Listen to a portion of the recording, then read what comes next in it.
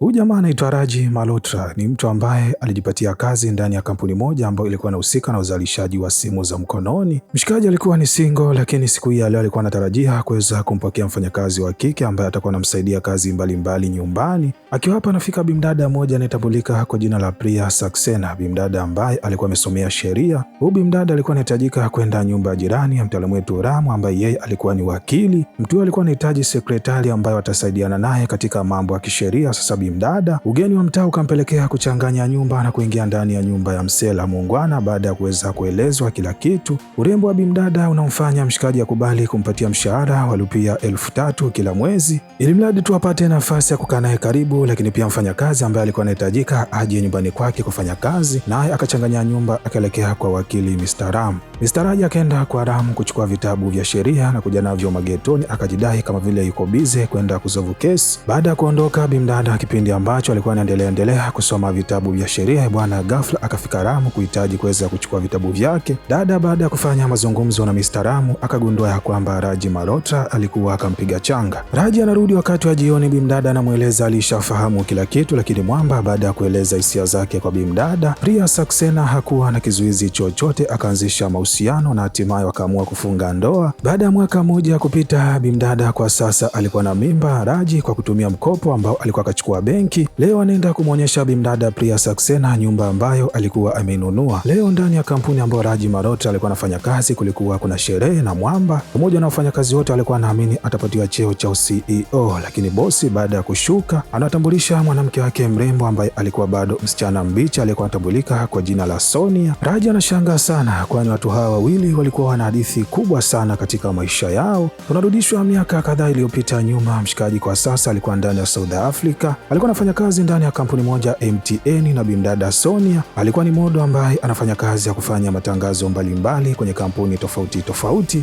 Baada ya kukutana na Raji, watu hawa wawili wakaanzisha mahusiano ya kimapenzi, lakini kama unavyoelewa kazi za umode bwana zinahitaji moyo sana. Mshikaji kutokana na mazingira ya bimdada ambavyo alikuwa anafanya kazi, hakika alishindwa kuvumilia. Siku hii ya leo bimdada anamweleza mshikaji ya kwamba amekutwa ana mimba, lakini yeye hana mpango wa kuanzisha familia kwa sasa. Anadai kwa sasa anahitaji kutumia mwili wake ili kuwa na nguvu pamoja na pesa nyingi. Raji alijaribu kumweka sawa bimdada, lakini mwanadada anaonekana kuwa ni mgumu. Yeye anaamini kupitia mwili wake na urembo alionao ana uwezo wa kunasa kigogo yoyote na kumwezesha kuwa na maokoto pamoja na nguvu. Mpishano huu wa mtazamo kampelekea Raji pamoja na bimdada Sonia kuweza kutengana. Raji akaamua kuacha kazi ndani ya kampuni ya simu ya MTN na kurudi ndani ya taifa la India, na kutokea kipindi hicho ndio hapa siku hii ya leo watu hawa wawili wanakutana. Sonia anatambulishwa ya kwamba yeye ndio bosi mpya ambaye atashika hatamu ya bosi, lakini pia anapewa fursa ya kutangaza mabosi wapya ndani ya kampuni. Raji Malhotra rafiki yake akapewa cheo cha CEO na Raji yeye akapewa cheo cha ukurugenzi. Ikapigwa bonge moja la show. Ndani ya hii show kila mtu akaja na wakwake, ikiwemo Raji Malhotra naye akaja na mke wake bimdada Sonia. Anashuhudia kumbe mwamba alishaoa bwana. Baada ya show kuweza kumalizika, Priya Saxena anamwambia mume wake akae mbali na bosi wao mpya, kwani anavyomuona yule bimdada tabia zake zinaonekana kuwa sio. Kwanza ni kipi kilichomfanya mpaka kwenda kuolewa na mzee? Raji akakubali, lakini leo baada ya kufika kazini, rafiki yake ambaye alikuwa CEO mpya anamweleza kwamba katika uzalishaji wa simu zao mpya bwana inabidi uweze kusimamishwa, kwani baada ya kuweza kuchunguza simu zao hizi inaonekana ya kwamba kuna kitu ambacho hakipo sawa. Raji anaondoka mkuku mpaka kwa Sonia kwenda kumweleza, lakini baada ya kufika bimdada akaanza kuleta panchi za mapenzi.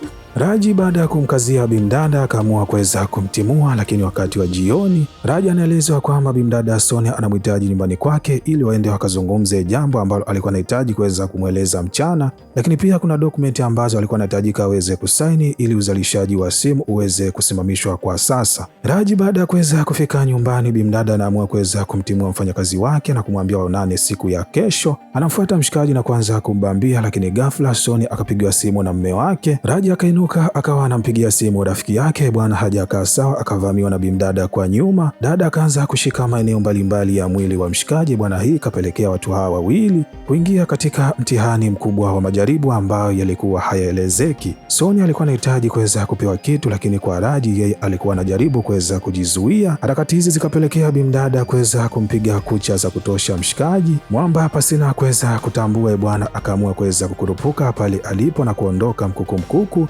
Baada ya kufika upande wa nyumbani, anagundua bwana alikuwa akapigwa kucha za kutosha na bimdada Sonia. Akavaa shati haraka ili mke wake asije akaweza kuona hili noma. Asubuhi na mapema baada ya kufika kazini bwana, anakutana na barua kutoka kwa Mr. Ranjit. Anamweleza inabidi aweze kusaini ili aweze kujiuzuru ndani ya kampuni yake kwa kosa la kuhitaji kumbaka mke wake alikuwa anatambulika kwa jina la Miss Sonia. Dada alikuwa kamuzia kesi mshikaji baada ya kuweza kunyimwa kutimiziwa vitu ambavyo alikuwa anavihitaji usiku wa jana. Raji anakataa kufanya hivyo, lakini wafanyakazi wote wakabaki wanamshangaa wakiamini ya kwamba ni kweli Raji alikuwa anahitaji kuweza kumbaka Miss Sonia. Mwamba akaenda kwa wakili ambaye alikuwa ni rafiki yake na kumwelezea kila kitu. Mstaaramu akamshauri ni bora tu aweze kusaini ile karatasi na kujiuzuru, kwani endapo akienda kufungua kesi mahakamani hakuna mtu ambaye atakayemwamini ya kwamba eti Miss Sonia alikuwa anahitaji kumbaka. Raji akawa anahitaji kumficha mke wake kila kitu, lakini leo mke wake anaifuma ile karatasi na kuja kumuuliza ni kwa nini alikuwa anahitaji kujiuzuru ndani ya kampuni yao. Raji ikabidi amweleze mke wake kila kitu ambacho kilikuwa kimetokea ndani ya nyumba ya bimdada Sonia. Pia akamweleza Raji, haiwezekani, hauwezi ukajiuzuru.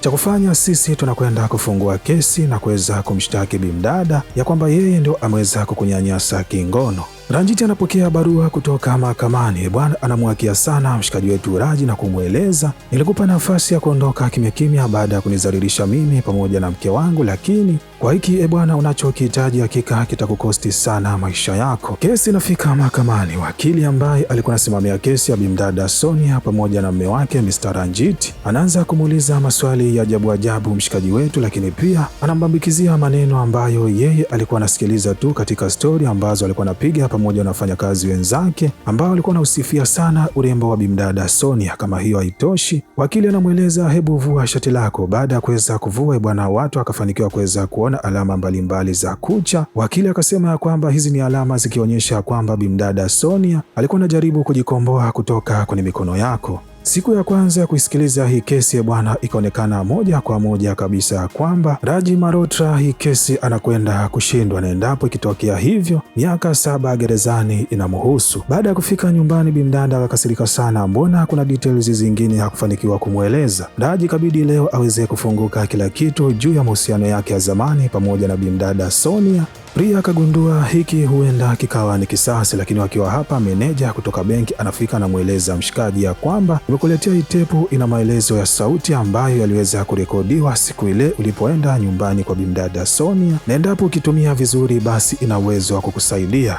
Nikumbuko ya kwamba siku ile Sonia alipomvamia kwa nyuma mshikaji wetu Raji bwana, simu yake ilikuwa tayari imeshapokelewa, na yeye lengo lake alikuwa anahitaji kuweza kumpigia simu rafiki yake, lakini simu hii ambayo ilikuwa imetoka ndani ya kampuni yao ilikuwa na tatizo ya kwamba endapo ukiwa umempigia simu mtu haiendi kwa yule mtu peke yake, bali pia inaenda kwa mtu mwingine ambaye namba yake zilikuwa zimepangana. Sasa hii tape inafikia Ramu ambaye leo kipindi ambacho alikuwa anajiandaa kuelekea mahakamani pamoja na ushahidi, anagongwa na gari na watu ambao walikuwa wametumwa na bimdada alikuwa anatambulika kwa jina la Sonia ili kuweza kupoteza ushahidi. Tepu inavunjwa, lakini leo kipindi ambacho mshikaji alikuwa kavulugwa, haelewi ni kitu gani ambacho anaweza akakifanya ili akajikwamua kwenye huu mtego. Ghafla anapigiwa simu na Sonia na kuelezwa ya kwamba wakutane ili waweze kuweka tofauti zao pembeni. Sonia kitu ambacho alikuwa kitambui ni kwamba bimdada Priya naye ameweza kusikia haya mazungumzo. Sonia kipindi ambacho alikuwa anajiandaa kujiremba huku akipaka kucha zake akidhani ya kwamba Raji leo baada ya kufika hapa basi mambo yatakuwa bambam. Akiwa haamini macho yake, anafika bimdada Priya na kumchana ukweli mzima na kumweleza kwa kuwa ameamua kucheza mchezo mchafu, basi kwa sasa hii ngoma anaivaa yeye kwenda kumsimamia mahakamani mume wake. Na Priya anasema hakika atahakikisha anamwaibisha bimdada Sonia kwa uongo ambao alikuwa kausababisha kwenye familia yake. Siku ya kusikilizwa kesi mahakamani inafika. Bimdada Priya anampandisha kizimbani Sonia na kuanza kumuuliza maswali mawili matatu, lakini kila maswali ambayo Sonia alikuwa anaulizwa kwake ilikuwa ni kigugumizi, kwani ulikuwa ni ukweli mzima. Baada ya bimdada Priya kutoboa siri ya mahusiano baina ya Sonia pamoja na mtaalamu wetu Raji, mahusiano ambayo yalipelekea bimdada Sonia kuweza kutoa mimba ya mshikaji wetu Raji mpaka kupelekea wawili hawa kuweza kutengana. Bwana, maelezo haya yakapelekea mahakama pamoja na umati mzima kutambua ukweli mzima ya kwamba Sonia hakuolewa na Ranjiti kwa sababu ya mapenzi, bali aliolewa kutokana na pesa ambazo Ranjiti alizokuwa nazo.